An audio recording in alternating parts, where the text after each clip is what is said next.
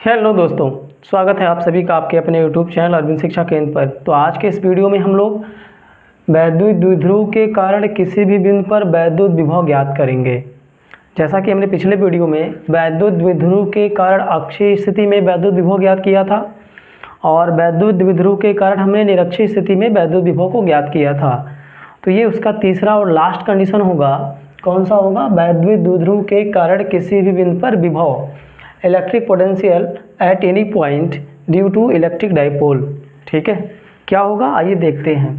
मान लीजिए अपने पास एक वैद्युत द्विध्रुव हो, जैसा कि यहाँ दिख रहा होगा। ये द्विध्रुव का मतलब क्या है कि एक माइनस क्यू आवेश हो और एक प्लस क्यू आवेश हो। क्लियर है? और ये दोनों को मिलाने वाली रेखा है जिसे अक्षीय रेखा कहते हैं। क्लियर? और दोनों के बीच की दूरी 2a ली जाती है, ऐसा आपको ही पता होगा। क्लियर है? हम मान लेते हैं यह द्विध्रुव का मध्य बिंदु है O। ठीक है, अब इस द्विध्रुव के मध्य बिंदु O से r दूरी पर कहीं पर भी, इधर इधर कहीं पर भी कोई एक बिंदु है जिस पर हमें क्या करना है? विभव ज्ञात करना है। मान लेते हैं वह बिंदु यहाँ पर है, बिंदु P यहाँ पर है जो कि द्विध्रुव के मध्य बिंदु O से r दूरी पर है।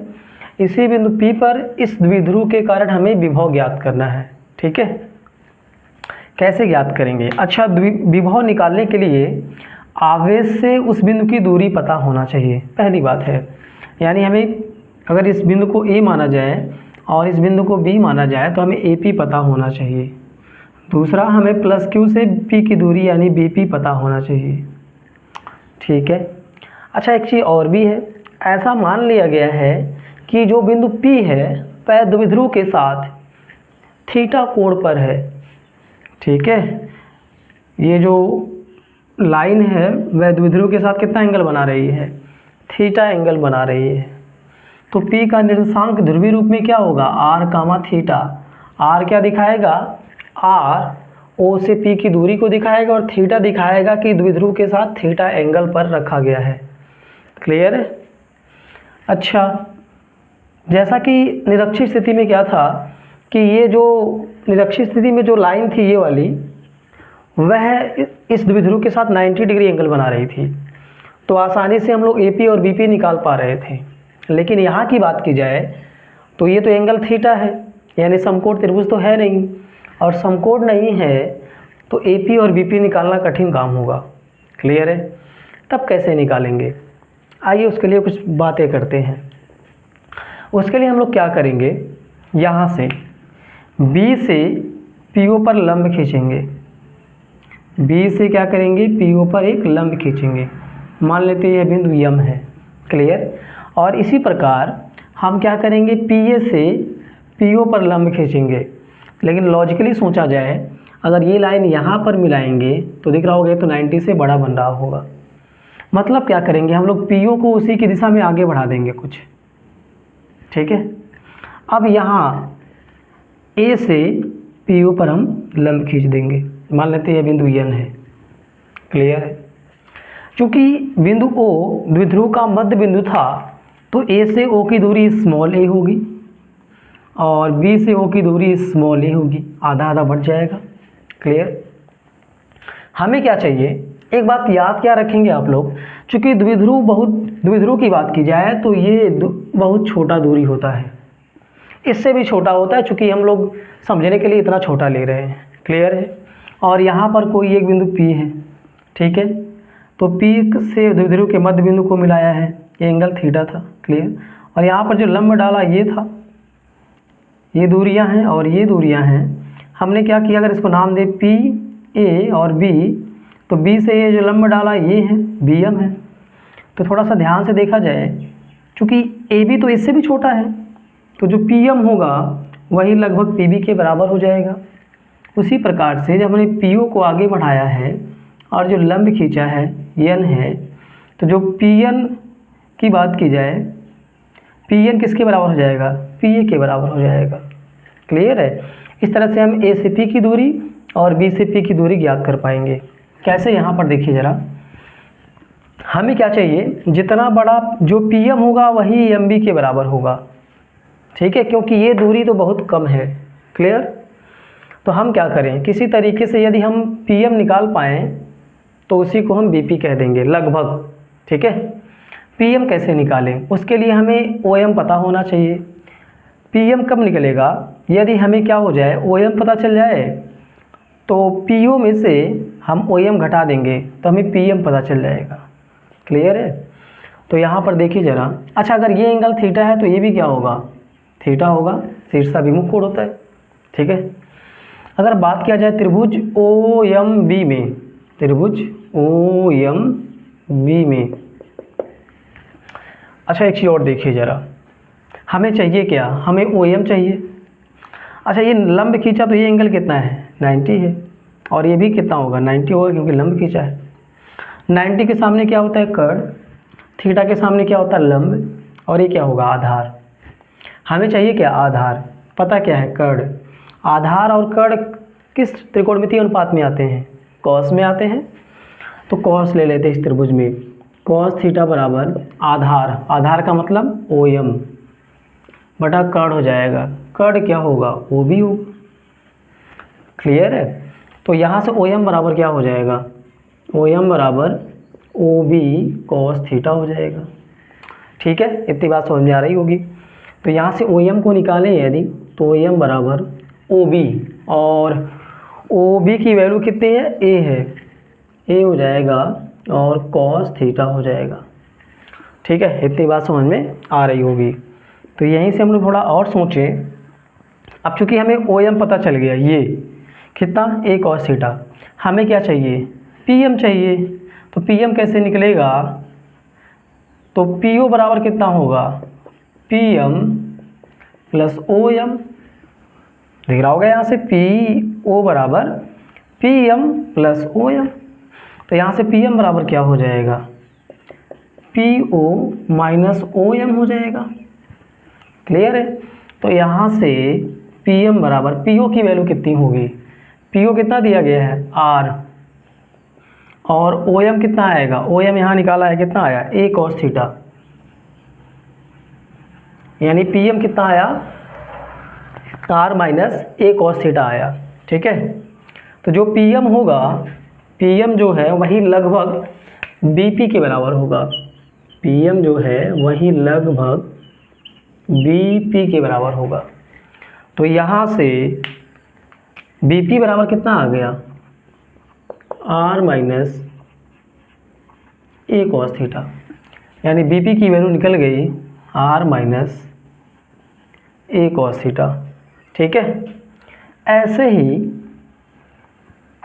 यदि हम लोग बात करें तो यहाँ पर त्रिभुज AON में बात करें हम लोग, त्रिभुज AON में बात किया जाए, यहाँ पर भी देखिए ज़रा, ये थीटा है, ठीक है, थीटा के सामने लंब होता है और 90 के सामने कर्ण होता, और ये आधार होगा। हमें क्या चाहिए, हमें आधार चाहिए, हमें ON चाहिए, ON, और हमें या क्या पता है, आधार चाहिए, कर्ण पता है, क्या ले ले, कॉस ले ले, कॉस में तो आता है आधार बटा कर्ण। तो यहाँ पर भी कॉस ले लेते हैं, कॉस थीटा बराबर क्या हो जाएगा, आधार, आधार यहाँ क्या होगा, ON, और यहाँ का कर्ण क्या होगा, 90 के सामने कर्ण होता है, OA हो जाएगा। तो यहाँ से हमें चाहिए क्या, ON, तो ON बराबर क्या होगा, OA cos थीटा हो जाएगा, ON बराबर OA cos थीटा, ON बराबर OA की वैल्यू कितनी है, यहाँ दिख रहा होगा OA, A है, cos थीटा हो जाएगा। क्लियर है, इतनी बात समझ में आ रही होगी। अब हमें क्या चाहिए, हमें क्या चाहिए, हमें तो PA चाहिए होगा, PA किसके बराबर होगा, PO प्लस ON के बराबर होगा। तो PN की बात की जाए, PN की हम लोग बात करें तो क्या लिख पाएंगे, PN बराबर, यहाँ से PN बराबर PO plus ON, PO plus ON। तो PN बराबर, PO कितना दिया गया है, R, और ON कितना आया, ON यहाँ निकाला है, कितना आया, A cos थीटा। क्लियर है, इतनी बात समझ में आ रही होगी। अब यही जो PN है वही लगभग PA के बराबर है, PN बराबर नियरली इक्वल किसके, AP के बराबर। तो यहाँ से ए पी बराबर क्या लिख पाएंगे, तो यहाँ से ए पी बराबर R plus A cos theta लिख पाएंगे। ठीक है, तो यहाँ से हमने दूरी पता कर ली। ये वाली दूरी कितनी आई, R plus A cos theta आ गई। ठीक है, अब हम लोग क्या करेंगे, अब हम लोग माइनस क्यू आवेश के कारण बिंदु P पर विभव निकालेंगे। माइनस क्यू आवेश के कारण बिंदु P पर विद्युत विभव मान लेते हैं V1 है, तो V1 बराबर कितना होगा 1/4 पाई epsilon not, 1/4 pi epsilon not होगा इंटू Q, चूँकि Q किस में है माइनस में, बाई दूरी क्या होगा R plus A cos theta, दूरी होगा AP और AP की वैल्यू क्या है R plus A cos theta. ठीक है, माइनस को तो बाहर लिख देते हैं, V1 इक्वल टू क्या होगा -1/4 पाई epsilon not into Q upon R plus A cos theta हो जाएगा। इसे एक नंबर कह के छोड़ देते हैं। ठीक है, अब यदि हम लोग आगे बात करें, ऐसे ही प्लस क्यू आवेश के कारण बिंदु P पर विभव निकालेंगे। प्लस क्यू आवेश के कारण P पर विभव, ठीक है, मान लेते वह V2 होगा, तो V2 बराबर कितना हो जाएगा 1/4 पाई एप्सिलॉन नॉट, और आवेश कितना है प्लस का है, तो Q बाई दूरी कितनी होगी BP, और BP की वैल्यू कितनी है R माइनस ए कॉस थीटा हो जाएगा। अब बिंदु P पर कुल विभव कितना होगा, V1 और V2 का योग कर लेंगे। ठीक है, बिंदु P पर परिणामी वैद्युत विभव, बिंदु P पर परिणामी वैद्युत विभव V इक्वल टू कितना होगा V1 प्लस V2 होगा। पढ़ के आए हैं आवेशों के निकाय के कारण किसी बिंदु पर विभव। ठीक है, तो वहीं से तो यहाँ से V1 और V2 की वैल्यू रख लेते हैं। V1 की वैल्यू कितनी है यहाँ दिया गया है -1/4 पाई एप्सिलॉन नॉट, और क्या होगा Q upon R plus A cos theta. Clear, और V2 की वैल्यू कितनी है प्लस के साथ है, plus 1/4 pi epsilon not Q upon R minus A cos theta होगा। ठीक है, दोनों में कॉमन क्या है 1/4 पाई एप्सिलॉन नॉट, और Q दोनों में कॉमन है, कॉमन कर लेते, तो V equal to Q upon 4 pi epsilon naught, common किया तो प्लस वाला पहले ले लेंगे, क्या बचेगा यहाँ पर 1/R माइनस ए कॉस थीटा बचेगा। ठीक है, और माइनस वाला बाद में लिख देते हैं। यहाँ क्या बचेगा 1/R plus A cos theta. यहाँ पर किसी प्रकार का डाउट नहीं होना चाहिए, हमने प्लस वाला पहले लिखा है, यहाँ माइनस वाला बाद में लिख दिया है। तो यहाँ से V इक्वल टू कितना होगा Q upon 4 pi epsilon not, इसका गुणा यहाँ कर देंगे, इसका यहाँ, और दोनों का आपस में गुणा कर देंगे। R plus A cos theta, ये माइनस है, और इसका गुणा यहाँ होगा तो R माइनस ए कॉस थीटा।